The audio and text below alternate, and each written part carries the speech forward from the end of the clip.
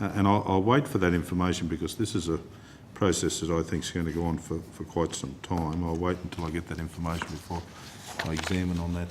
Sorry, Senator Steele, your call. Thanks, Chair. So I'll come back to, excuse me, the comments made by, ANAO, and of course after the hearing that this committee had. So I ask you, Mr. Harfield, now as the CEO, do you agree that the contracting rate for Mr. Bradford of approximately $1 million represented value for money?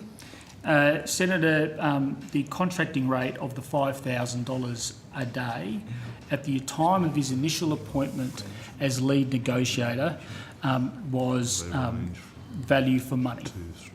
And the reason for that is that with the original procurement of his services as lead negotiator was a period of 2 to 3 days over about a 6-month period. That was the initial transaction.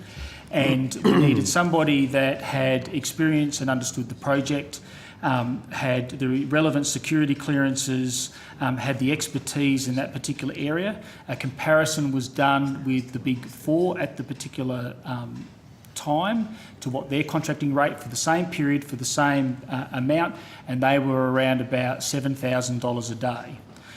As it says in the, as you would have read in the ANAO report, that inquiries were made of defence. It wasn't done and documented appropriately, which was in the order of the same amount. It wasn't exactly the same amount, but because the initial period was for about 6 months, 2 to 3 days, it was seen as value for money.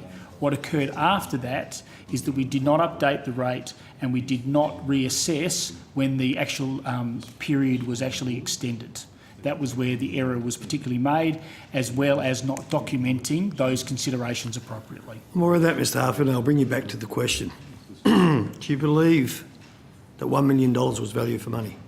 For $1 million over the 18-month period, served the purpose and was value for money from our perspective. Okay, that's what I was trying to get to, because you'd already said in our inquiry that it was value for money, Airservices. So after that roundabout sort of discussion, you've now come back and said you do believe it was value for money, $1 million.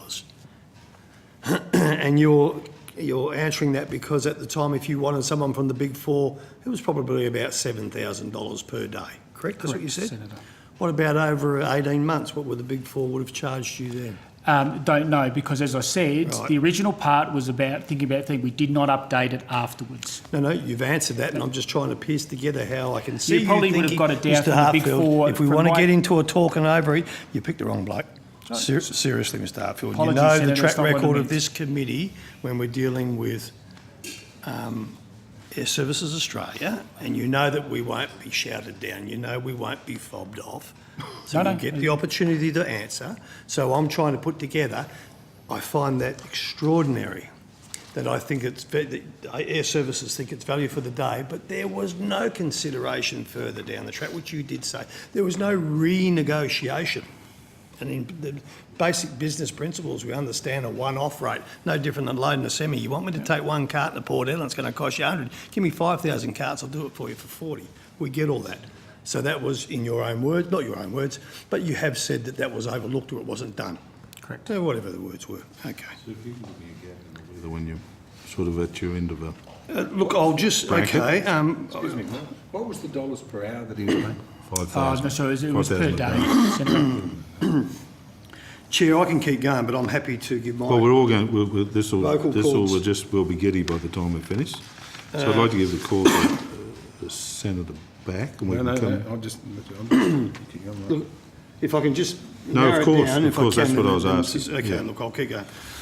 So bear with me, and for you, Senator Xenophon, I am putting a bit of background into the question so there's no confusion for us, as we've all been involved in this for a little while. So over the period reviewed by ANAO, which was 2012 to the end of 2015, Airservices had a procurement governance framework in place which sought to achieve value for money from procurement processes. No argument, okay? However, the ANAO found that the framework did not, one, address Airservices entering into strategic partnerships and alliances. Is that correct? That is correct. Okay. Or adequately contemplate or regulate non-competitive approaches being adopted for procurement with a value of 50,000 or more. You agree with that assessment? That is correct, Senator. Okay, so then can you tell me then, why does your framework, which deals with procurement processes, not address Airservices entering into partnerships or alliances? Senator, it's something that was not established appropriately in the previous framework. It was identified, and during the actual ANAO audit, it was identified that it was considered in 2010, and the appropriate instructions was not implemented at the time. Those instructions have now been subsequently implemented as a result of being pointed out by the ANAO audit. Yep, sure. So in 2013, without any approach to the market to identify other possible strategic partners, Airservices and ICCPM, this is 2013, entered into a strategic partnership for the duration of the One Sky program, correct? That is correct. Okay, for which there was, one, no business case prepared? Is that Correct. Okay. No performance indicators established to enable monitoring and evaluation? That's my understanding. Yep. No documentation of the nature of services Airservices intended to obtain from or through ICCPM? That is. There was an intent, whether it's documented or not, I'm unaware. So you'll take that on notice? Yeah, I'll take that one on notice. Okay, Senator. all right. And no documentation on expected cost of how Airservices would satisfy itself that sole sourcing consulting assistance from or through ICCPM would provide value for money? Yeah, that's not my understanding. I agree. Okay, so you agree with that assessment.